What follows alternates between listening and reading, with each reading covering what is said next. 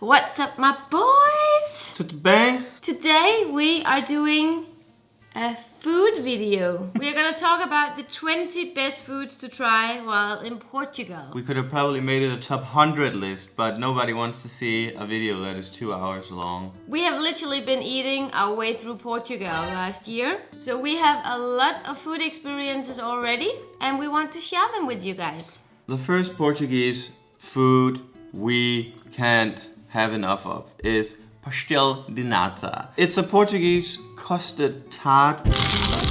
I mean, you can't really avoid it if you come here, but it's one of the more obvious ones, yeah, for sure. But there is a huge difference in the quality of them. I mean, all pastel de natas are good, but if you want the best ones, you have to look the right places. So we've actually even made a vlog about the best pastel de nata. Yeah. Number 2 is arroz de pato, which means duck rice.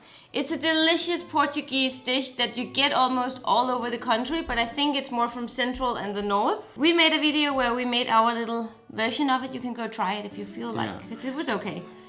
It was okay, it was amazing. I mean, you're always too modest. Don't be so modest. Okay. You have to say that it was amazing. And then we have another dish, choco frito, which is Octopus. Octopus that is Deep fried.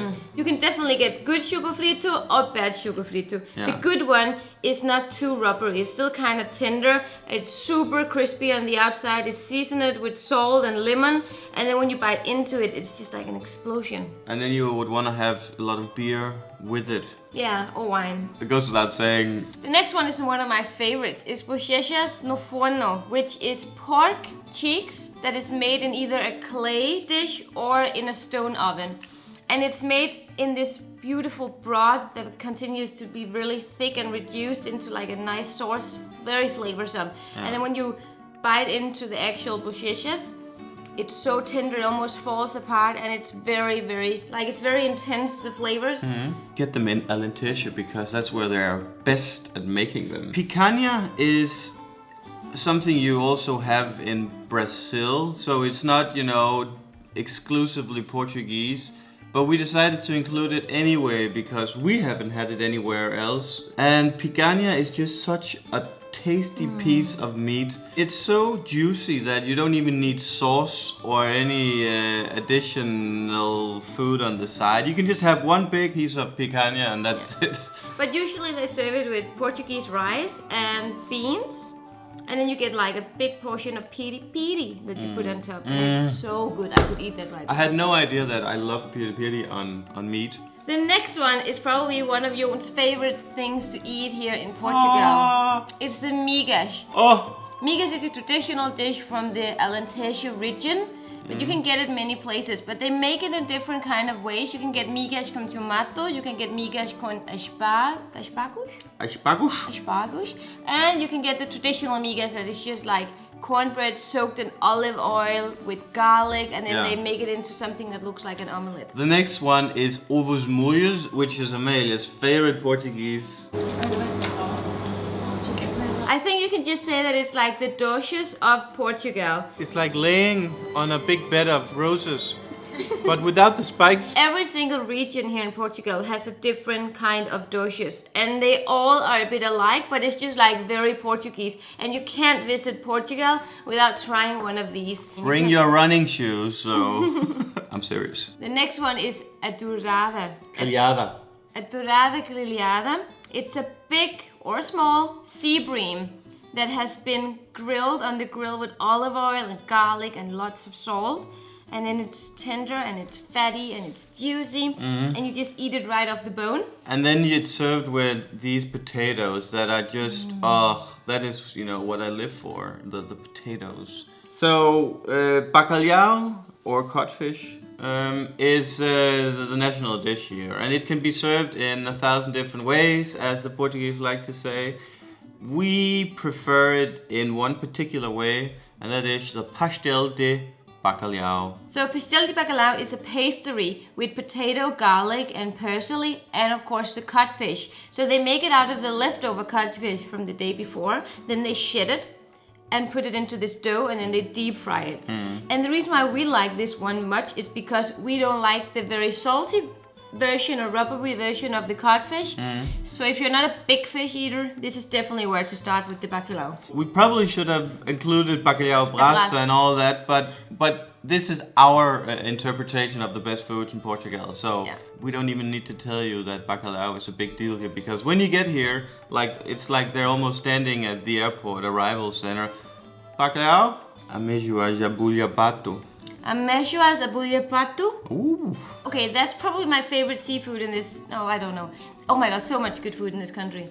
But these are small clams that are cooked in white wine and olive oil with garlic and herbs. It's the Pringles of the ocean. Once you pop, you can't stop. You just get them served in a big pile, then you just like, next. So we love Madeira, and the food in Madeira is quite unique for the island, because lapas is one thing that you only really get in Madeira. And also get them on the Azores, but we And haven't. Sesimbra as well. We've had them here on the mainland, but most of the time they ship them from Madeira or they catch them here, and it's just not the same. Like, you want to go to Madeira to get the lapas. It's a mussel, and then it's just like made with this butter, garlic, parsley. It's just like a little piece of heaven every time you They're take it. beautiful to look at. I mean, it really is a treat to just, and then you sit in the sun and it sparkles the blue inside of it. And the lapas is often accompanied with Bolo do caco. This is something you also mainly get at Madeira. but it's available everywhere, I feel like. No. You can get it in Continent if you want. Oh, I mean, that's a disgrace to the bolo de caco, Amelia.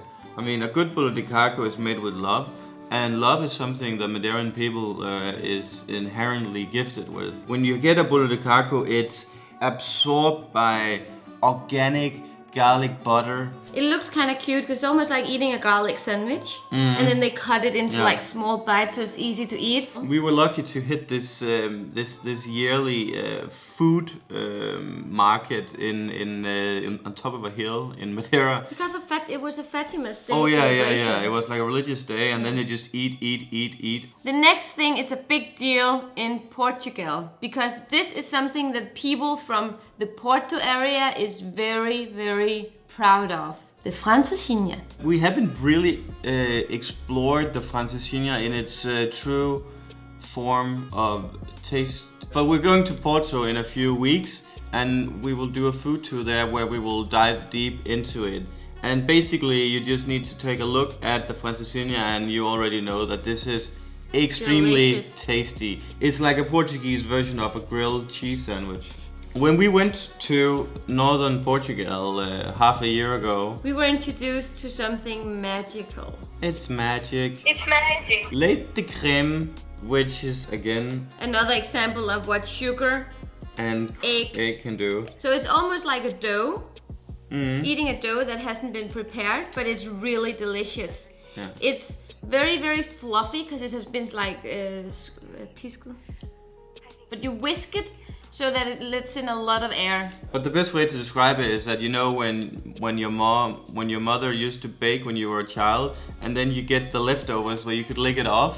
That's probably the best way to describe it. The best part is that they serve it in this big dish, and then they pour sugar on top, and they flame it just as if it was a crème brûlée. And then when you get it on your plate, you do like this with your spoon, and then it cracks. Yeah. I'm hungry now. There's more, and the next one is saliva-inducing. Oh my god, so much good food. Cabrito. Cabrito is goat kid, and it's slow roasted over open fire or in a stone oven, and it is delicious. It's so tender, it's juicy, and it's fatty. And it's served usually that you see them cut up the pieces in front of you at a restaurant, and then you just stick in. And the best part about it is that they actually pour the fat that runs out of it, they pour that on top so it gets soaked in the meat. Polvo alla laguero. Again. Polvo alla laguero. Basically, it's octopus. Grilled octopus, right? I'm afraid of those. I don't know why. They Oh, just you look- do know why. Yeah, you saw well, one yeah, underwater yeah, once. Yeah, I do know why. But they just looked really, really creepy somehow. Yeah. But they taste amazing. I just don't like it when they serve them the traditional way, where you just like see this long tarantulas. Actually, I prefer also when it's chopped up because then you have more real estate around, you know, where it absorbs all the sauces, and then it's even better. Because I agree that octopies are not like they are a bit scary. Also, it's the smartest living creature in the world, we've been told. Which, yeah. I don't know how they measure that. And that just makes it even worse, like they're psych. I wonder if you get smarter by eating it, but who knows. We need to talk about the cheese also, because the cheese here is phenomenal. I feel like you can get any kind of cheese in Portugal and you won't get disappointed. Actually, I have to, like yesterday I made... No, don't eat it now. No, I'm just gonna show it because I'm gonna prove the point. Because actually, the specific cheese... You already ate them? The specific cheese we're talking about is Queijo de São Jorge, which is an island at the Azores. But you don't have to have that kind of special cheese. Yesterday, Amalie, she went down to Pingo Doce, which is a super normal, like the common supermarket here, and bought this cheese, Queijo de Mistura, from Serra de Penela, south of Coimbra. And this is like some of the best cheese I've had ever in my life. But this is not cow cheese, right? Is it? It's goat cheese. It's goat cheese, yeah. But there's both a goat and a cow on. Maybe it's both. Maybe it's a mixture. I think actually there is. That's why it's so good, because it's very creamy, but yet it's also firm. It is spectacular. So basically, you just have to eat a lot of cheese here. Pica-bao is cubes almost of beef that has been cooked and soaked in these pickled vegetables, and it makes it a very flavorsome and diverse kind of dish because it's quite acidy, but it's also fat. But I mean, it's all about how they make the sauce that is glazing the beef, because and how they cook the beef. We have a few places where we go here in Lisbon and get it like several times a week. The next one is sapateira recheada. If I could have a chef coming to my house every day and prepare food, I would ask for that. It's actually very simple. It's just crab meat. So you open up the crab and then you blend the meat with a bit of lemon juice and a bit of, Actually, you don't even have to do that. But we don't see it very many places. We do? Yeah, we do, actually. And we had it with my grandparent. Remember when we went to Asenhas do Mar?